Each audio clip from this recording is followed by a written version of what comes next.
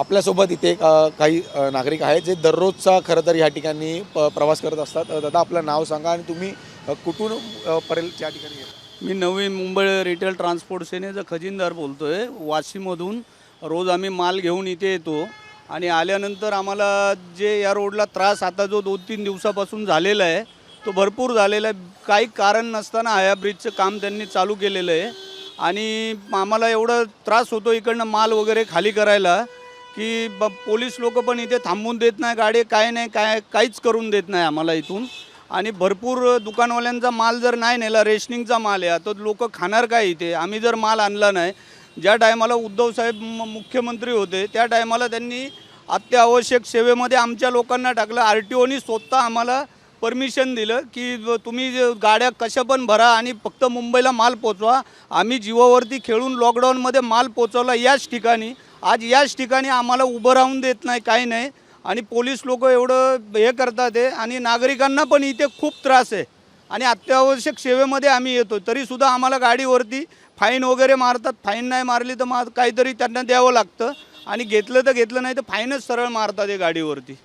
हां, कधीपासून आपण हा म्हणजे अन्न पुरवठा असेल किंवा जे इतर धान्य पुरवठा आपण हे करत आहात, कधीपासून करत आहात आणि आता याचे परिणाम आपल्याला या पूल बंद असल्यामुळे कसे उद्भवतात?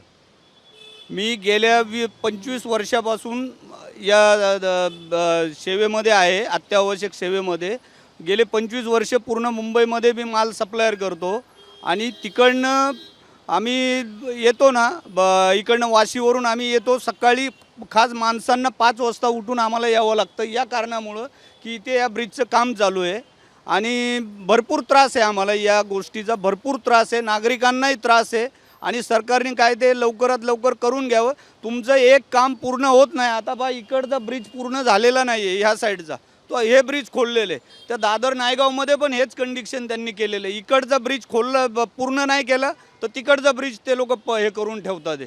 इकडचं हे नाही झालं तो रस्ता हे करतात आहे आणि काम पण पूर्ण करत नाही आणि थोडं थोडं काम करतात आहे. थोडं थोडं काय माहिती कॉन्ट्रॅक्टदारांना पैसे देतात की नाही देत, काय करतात ते लोक. एक टाईम खोदून ठेवतात, पुढचं खोदतात, मागचं काम पूर्ण करत नाही.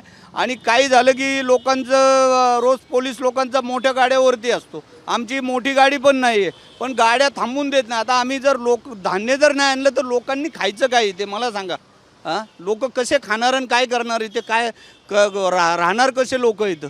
हां, म्हणजे यांना थोडक्यात असं आहे, या सरकारला मराठी माणसाला मुंबईमधून खाली करायचं आहे, याचा उद्देश हा होतोय. या प्रश्नावरती, या मुद्द्यावरती खरंच एक प्रश्न उपस्थित होतोय. काल या ठिकाणी इंग्रजी आणि हिंदी भाषिक सूचना फलक त्या ठिकाणी लावण्यात आला होता. मात्र इकडच्या स्थानिकांनी ज्यावेळी यावरती आक्षेप नोंदवला त्यानंतर तो बोर्ड महापालिकेने काढून आणला. नाही, आता हे सर्व चुकीचं आहे. हे महानगरपालिकेचं काम आहे. महाराष्ट्रामध्ये तुम्ही मराठीमध्येच बोर्ड फलक मराठीमध्येच पाहिजे तिथे. तुम्ही जर हे करता म्हणजे हे सर्व हे सरकारचं काम आहे. सर्व हे केलं नाही पाहिजे असं. आता साधं महानगरपालिकेचं बघा ना, 94,000 कोटी हे होतं तुमचं, FD होती 94,000 कोटी. आत्ता 2 महिने कुठं झाले नाही तर आता त्याच्यातले 32,000 कोटी काढायला तयार झालेले आहेत ते.